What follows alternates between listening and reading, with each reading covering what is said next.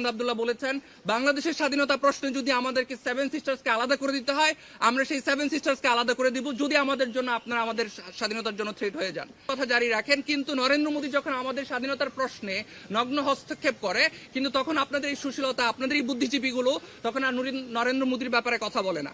এখানে আবারও ছোট্ট করে আপনারা তাদেরকে মদত দেওয়ার জন্য যে জায়গাগুলো তৈরি করে দিচ্ছেন, আপনাদেরকে এই বাংলাদেশের মানুষজন ভালোভাবে চিনে রাখছে যে এখনো পর্যন্ত 16ই ডিসেম্বর আমাদের বিজয় দিবসে ভারত তাদের বিজয় দিবস হিসেবে কথা বলার সাহস করে, সেখানে আপনাদের কোনো নামগন্ধ নাই, সেখানে আপনাদের নরেন্দ্র মোদীকে নিয়ে আপনাদের কোনো প্রতিবাদের কোনো ভাষা নাই, আপনাদের রাজপথে নেমে আসার কোনো জাগরণ নাই। আপনারা যারা এখনো পর্যন্ত পাকিস্তানকে নিয়ে আসেন, পাকিস্তানে আমরা একসময় পরাধীন ছিলাম, বাট পাকিস্তান তো এখন আমাদেরকে শোষণ করছে বা হচ্ছে এমন কোনো জায়গা এখন দৃশ্যমান নয় যেটা আমরা দেখব যে ব্রিটিশ বা হচ্ছে যেই জায়গাগুলো আমরা একটা সময় কলোনিয়াল স্টেটে যখন ছিলাম তখন সেই জায়গাগুলো থেকে আমরা সবাই স্বাধীন হয়েছে। একটা সময় আবার বৈশ্বিক অগ্রযাত্রায় সবাই এক দেশ আরেক দেশের সাথে কূটনৈতিক সম্পর্কের ভিত্তিতে তারা একত্রিত হয়েছে, পারস্পরিক শ্রদ্ধা ন্যায্যতার ভিত্তিতে তারা তাদের সম্পর্ক জারি রেখেছে।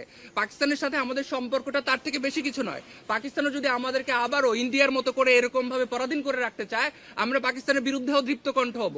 কিন্তু আপনাদের সুশীলতার জায়গা, ঘৃণ্যতার জায়গা হচ্ছে এটা যে আপনারা পাকিস্তানের বিরুদ্ধে কথা জারি রাখেন, কিন্তু নরেন্দ্র মোদী যখন আমাদের স্বাধীনতার প্রশ্নে নগ্ন হস্তক্ষেপ করে, কিন্তু তখন আপনাদের এই সুশীলতা, আপনাদের এই বুদ্ধিজীবীগুলো তখন আর নরেন্দ্র মোদীর ব্যাপারে কথা বলে না।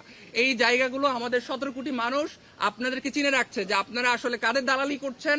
আমাদের যারা এই শরীফ উসমান হাদিকে হত্যা করেছে, স্পষ্টত হালুয়াঘাট হয়ে তারা ইন্ডিয়ায় পালিয়ে গিয়েছে।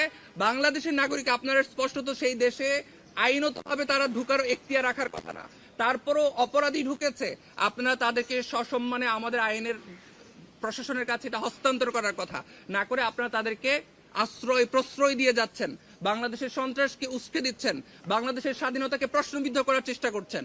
এটা যদি কোনোভাবে চলমান থাকে, আমরা বাংলাদেশের এই 17 কোটি মানুষকে সাথে নিয়ে স্বাধীনতা সার্বভৌমত্বের জন্য ইন্ডিয়াকে যা যা করা দরকার, আমাদের জুলাইয়ের অন্যতম সৈনিক হাসান আব্দুল্লাহ বলেছেন, বাংলাদেশের স্বাধীনতা প্রশ্নে যদি আমাদেরকে সেভেন সিস্টার্সকে আলাদা করে দিতে হয়, আমরা সেই সেভেন সিস্টার্সকে আলাদা করে দিব, যদি আমাদের জন্য আপনারা আমাদের স্বাধীনতার জন্য থ্রেট হয়ে যান।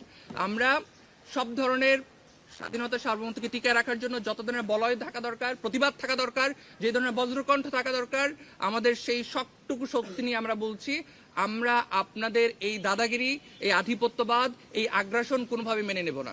সম্পর্ক হবে কূটনৈতিক সম্পর্ক, ন্যায্যতা এবং ইনসাফের ভিত্তিতে। ইনকিলাব জিন্দাবাদ, বাংলাদেশ জিন্দাবাদ। আমাদের বহিষ্কৃত আমাদের সাবেক কর্নেল হাসিনুর রহমান ভাইকে।